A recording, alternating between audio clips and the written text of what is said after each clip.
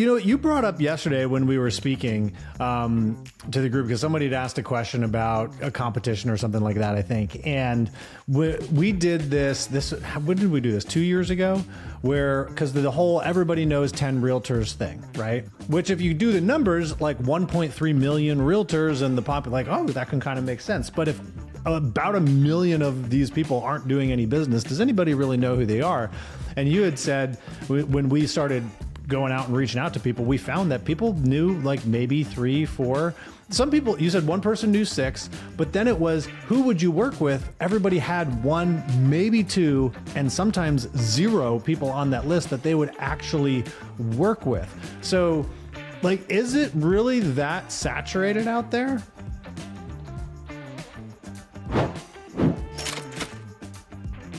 Welcome back to Life at 10 Tenths, where we inspire you to live at the pinnacle of your ability and purpose. Matt and I are back with you again, and we have a fun topic that we've been researching for about the past half an hour here right now, and Matt. It's gonna be great. It's gonna be so much fun to talk about this. If you're new to Life at 10 Tenths, go check out lifeat10tenths.com.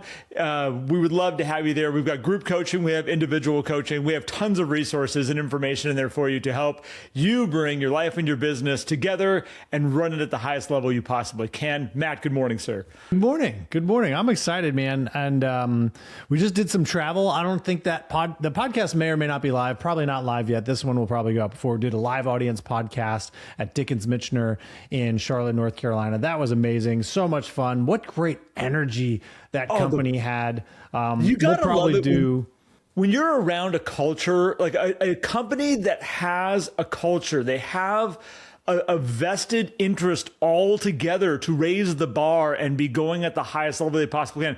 That office was impressive. I'm really impressed by that. I was really impressed too. And we might do another little download on that and share some good stuff. But if you guys want us to come speak or do a live audience podcast with any of y'all, let us know. We are ready to move about the country, which is great. But interesting, speaking of good culture and having high standards, there's this graphic going around social media right now, and it's kind of like rekindling this thing that went around just last year. It was a Redfin report that showed that 71% of agents did no transactions. I think they were saying in 24. Well, this graphic supposedly, I'm trying to figure out the source of this. Some people say NAR or whatever. It was probably on a slide deck somewhere that someone found and they clipped it. And it was like NAR members, and 71.1% did 0 deals. And everyone's like, oh, who you hire matters, all this stuff and everything. And it's a statistic, right? It's a statistic, whether it's true or not. And I would say it's probably true. Accurate. And there's a massive footnote on it too, which we'll talk about. But like the way people are using it, Garrett, oh, who you work with matters. Look, I'm in the top 0.5, 0.1%. And it's like, we need to raise the bar. And I'm like, wait, if 71% of agents aren't doing any deals, that means they're not doing deals, which means they're not working with consumers.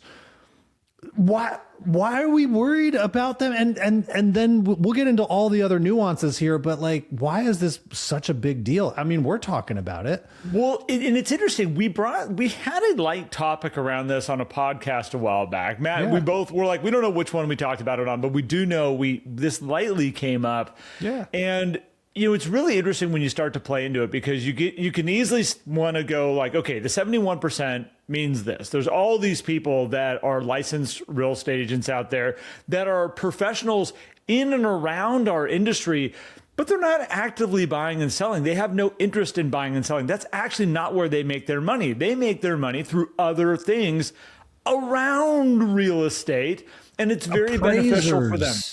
Some lenders have licenses, property managers, non-selling managers, people who are retired and put their license in referral, but still pay their NAR dues. I mean, there's so many people who exist in this industry. Or what about the teams, the big teams where all the production goes under the team lead's name and no one else is really getting that credit on record? I'm not saying that's right or wrong. Assistants. There's huge teams that have a whole bunch of licensed assistants working for them, and they're all in house there, but they're not actually producing and out there doing deals.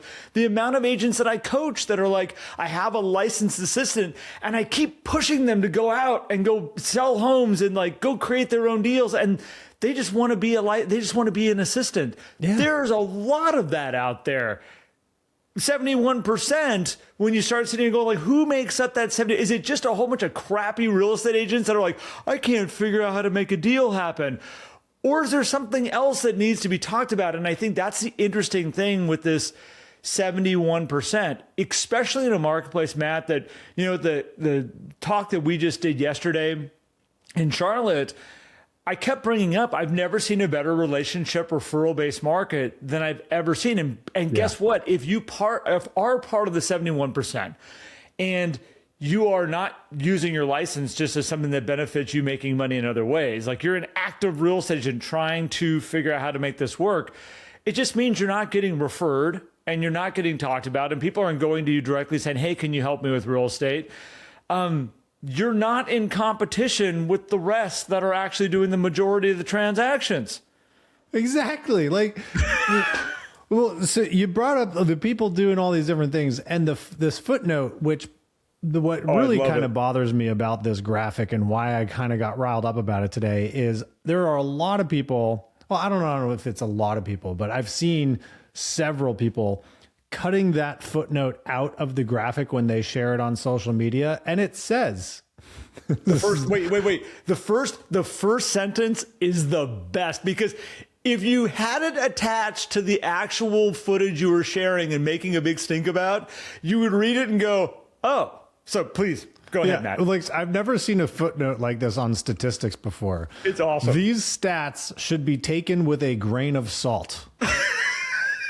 Like, I've never seen that on those stats before. There are many NAR members who may not trade, i.e. appraisers, managers, etc., as well as members who trade under their team leader's name. The numbers above only reflects resales on the MLS, not exclusives, not pre-con, no leases, no commercial, and then it gives the time frame.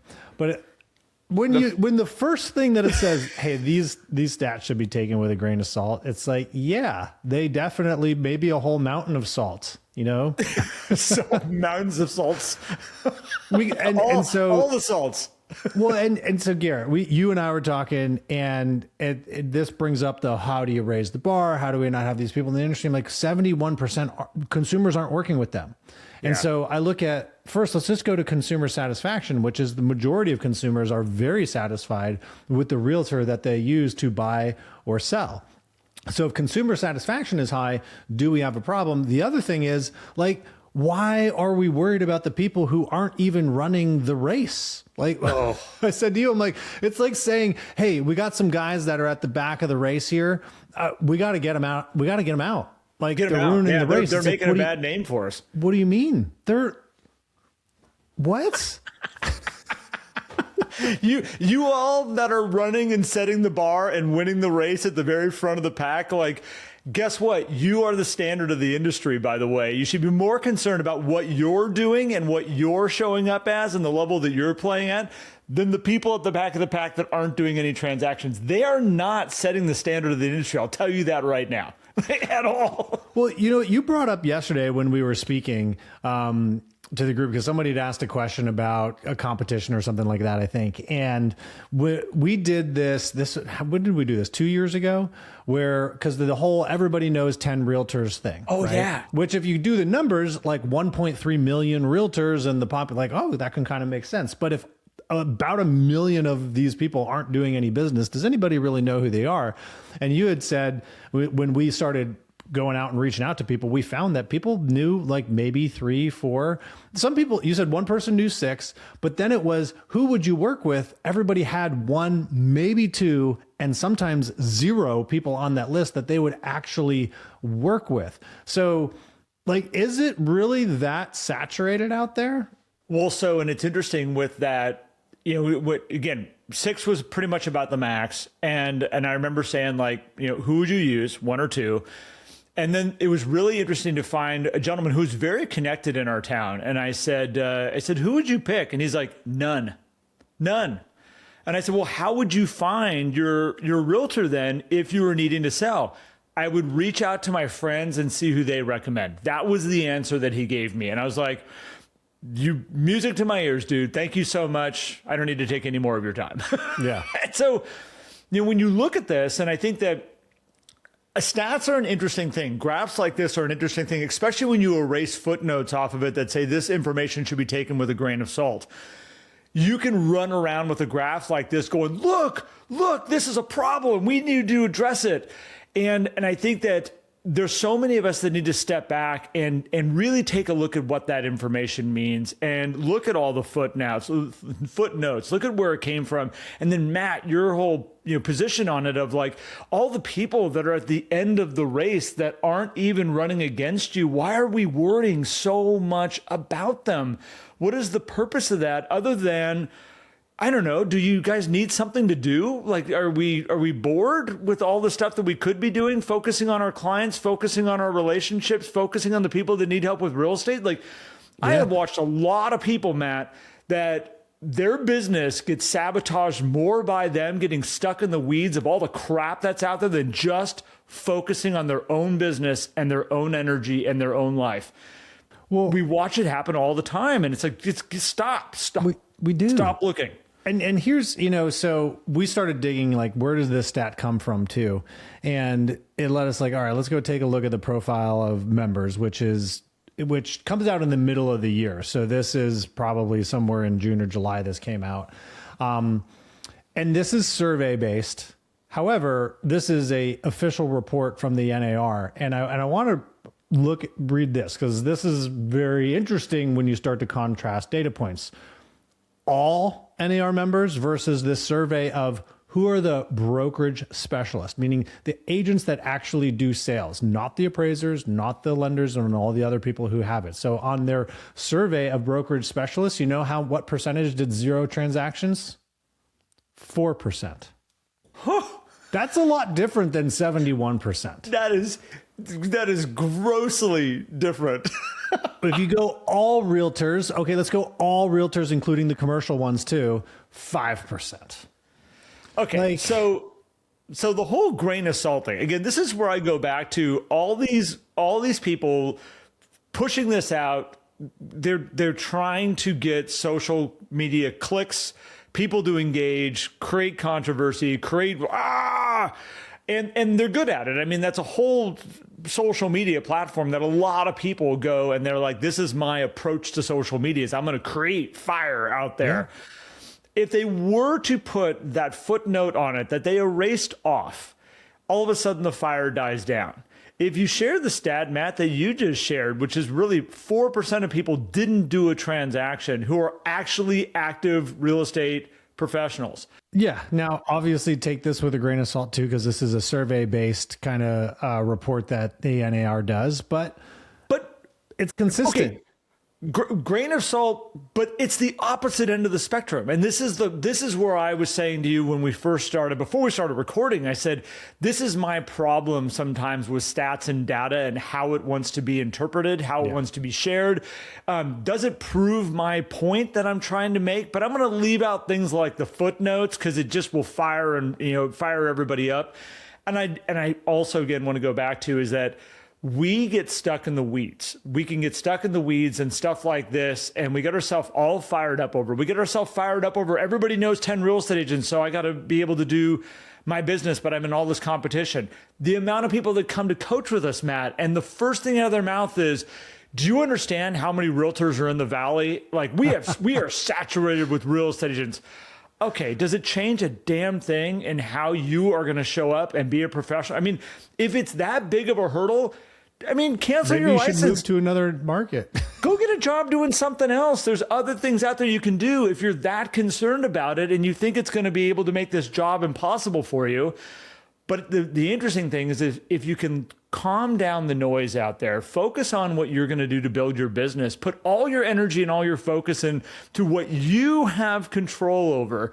By the way, you don't have control over the 71% who technically with a grain of salt aren't doing business. All it does is can keep you awake at night and have you have angry conversations with your broker and other fellow agents, because really that's all who you're talking to is just getting riled up around that. Yeah, the consumers do not care about this. They don't care. They're not even reading it. That's the interesting thing. That crap is being fed into your feed because you're a real estate agent. That's it. That's why it shows up. General consumers aren't seeing it. They're seeing their hobbies, their businesses, their lives out there that are being pumped into their world. They're not seeing this. That's the crazy thing about social media, Matt, is we think all of us are seeing the same thing. Sit down with your kids tonight, open up Instagram and just start scrolling through, and you'll see real quick why what they're seeing and what you're seeing is two totally different stories. Yeah.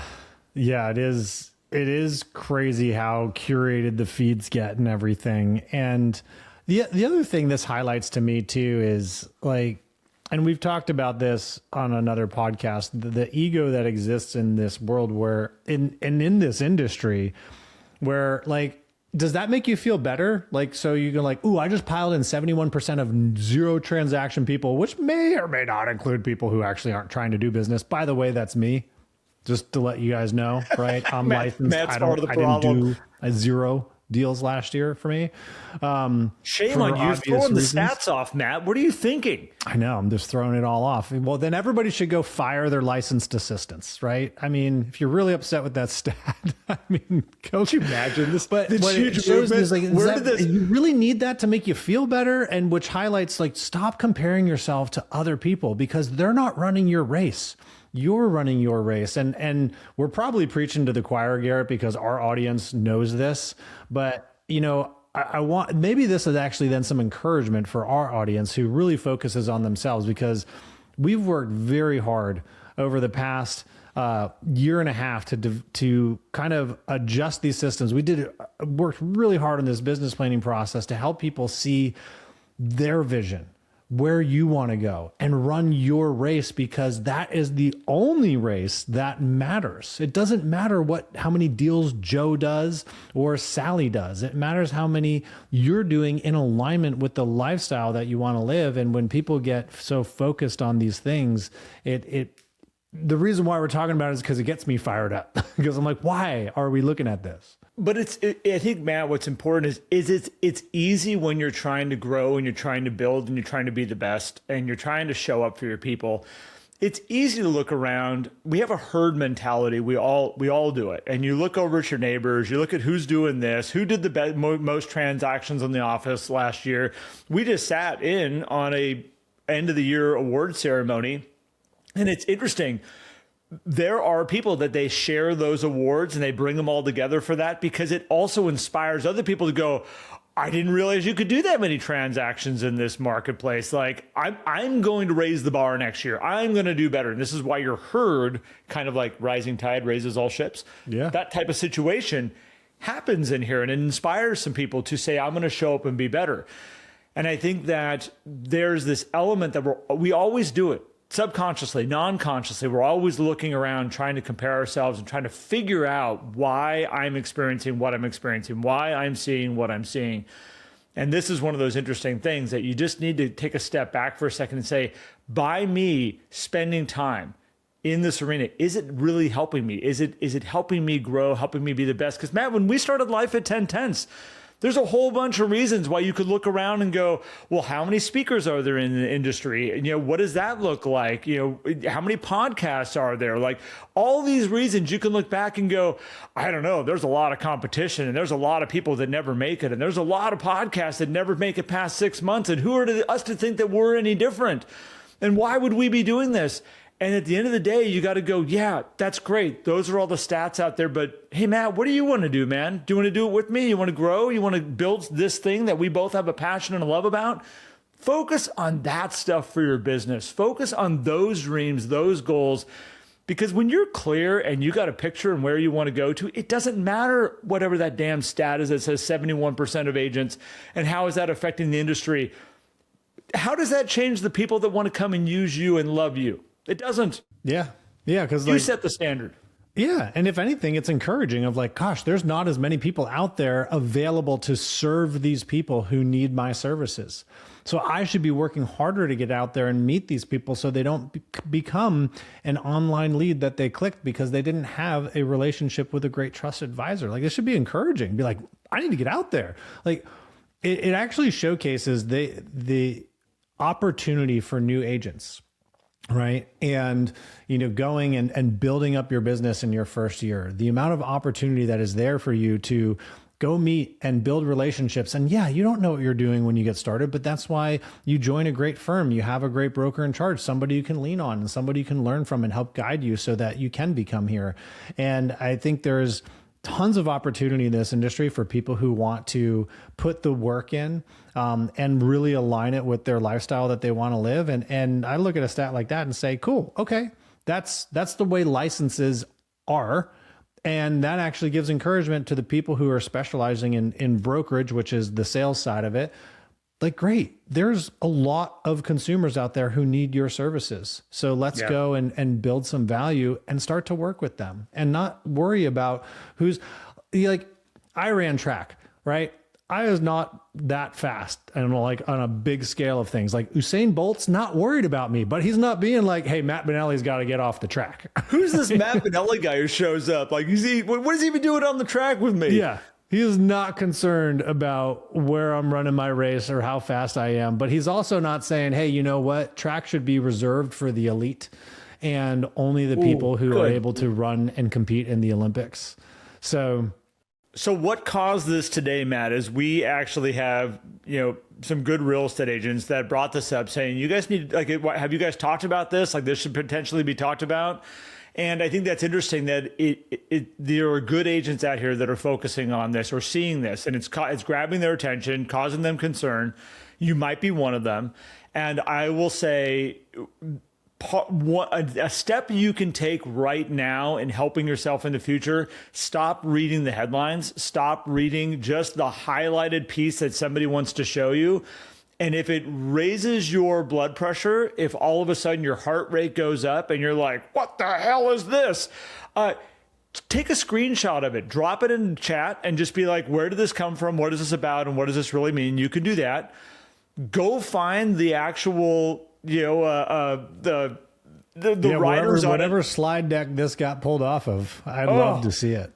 Go look at the footnotes on it and be like, what is really happening here? Because when it starts off with take this information with a grain of salt, you should take a big deep breath and be like, okay, this is not saying this was taken from here. This is why this is accurate. This is why you should be paying attention. This is all the important data that's in here. It's saying take it with a grain of salt. And that's what you should do. Yeah, usually when you see statistics, the footnotes describe how the data was collected, not don't pay attention. Don't look at this. This is weird data. Don't pay attention. It's very skewed. It's a pretty graph, but don't pay attention. And I do want to say, like, if this is something that does concern you, like, I get it. Right. I totally understand it. I understand that we're in an industry that doesn't have the best reputation. And we look at something like this and say, is this why? And so I totally understand that. And if you do want to make change, then there's like really two things to do. One, start with yourself. Like, make sure that you're doing the best you can, which you probably already are. And maybe you look for ways to continue to amplify that. And two, if you want to get involved then with leadership at your brokerage or in your local association, then do that, right? Because the best way to make change is to lead better and to help people come up in the industry better. That's going to be the way that this whole thing is going to have a much better reputation. And I honestly think it's happening. I'm certainly visiting Dickens Michener gave me that, positive vibe of like, there are some really great people. Like, everyone we met in that room was a good person, at least from first impressions. And their leader, Vicky, she was incredible. And it's no wonder that company has done so well for 35 years. All you got to do is look up at the leadership and you go, no wonder this company is what it is. And I think she and they are a prime example of, it's funny, it's a 100 agent office, but I still look at them and watch them, and I refer to them as a boutique brokerage. Like, they are running on their own. They're standalone. They got their own principles, their own values, their own leadership, their own team. There's not a bigger, organization that's overseeing them and, stepping in. And I think there's an opening for boutique brokerages in the industry that we're in right now to really show up and bring some high value. They are a prime example of what I've seen there. And yeah. So with that being said, know who your competition is. I have another thing here. By the way, anybody, if you have any thoughts on this, like if you're looking at what we've shared today and you're like, yeah, Matt, Garrett, you missed the whole point of what that graph is. And it's really what we really need to pay attention to this. Go to the comments on YouTube, right in there. You can go. We'll banter with you. We'll talk it out. I am very curious if there's something there that I'm looking at differently. We can be swayed. Like, I am more than happy. We kind of jumped into this, seeing this one chart. Like, whenever Garrett and I are looking at something and we're wrong, we're gonna totally own up to that and be like, oh, okay, we will look at it from this perspective. We value these conversations because we do believe that these conversations do help elevate us. Because if we can have a better understanding versus just kind of following the herd, so to speak, when things happen, like a stat getting posted and the comments. I love the comment sections of things. It's so great. So light up our comment section because I like reading the comments. So the other comments I want to encourage you to leave is we had one of our longtime listeners come to us and they were talking about the length of our episodes. And they were saying, everyone, a lot of times we run right around that 30-minute mark. We've had a handful here that have gone long. We've had some interviews that have gone long. And the comment was, I kind of like the shorter episodes and I'd love to hear from all of you and just give me a time frame. Like, I like the 30 minutes. I like the under 30 minutes. I like the hour episodes. Like, those are the ones that I can really sit down and enjoy. And at 2 episodes a week, we're happy. We'll record. Matt and I love doing this. We love pulling information together and talking. But sometimes I know for some of you, it's like there's that perfect little time frame of an episode that when you see the timestamp on it, you go, ooh, that fits perfectly for my commute. It fits perfectly for me getting ready in the morning. It fits perfectly for this. Maybe it's a workout. And if there's a majority, we're going to try to kind of keep them to a certain time frame to make it so they're really easy to listen for all of you. And so just put in the comments on YouTube. If you're going to come that way and make a comment, subscribe. We'd love to have you as a subscriber to that also. It's free. And appreciate you guys. Matt, I don't know if there's any other wrap up you want to do on this. No, guys, just thanks for joining us. We appreciate you as always. You can download our app, search Life at 10 Tenths on the App Store. It's on both app stores. You can go get it, and then you can join us in our community there. You can comment on our podcast there. We also go live every week in the announcement and updates for something called Win the Morning, which is really cool. And once a month, we do our book talk live in there. We do post those recordings on the Inside Track membership. So if you're like, hey, I love the podcast, would love to get a little bit more, we can have the Inside Track membership for $10 a month. You can come join us there. You get a mindset video from Garrett, myself, every single week.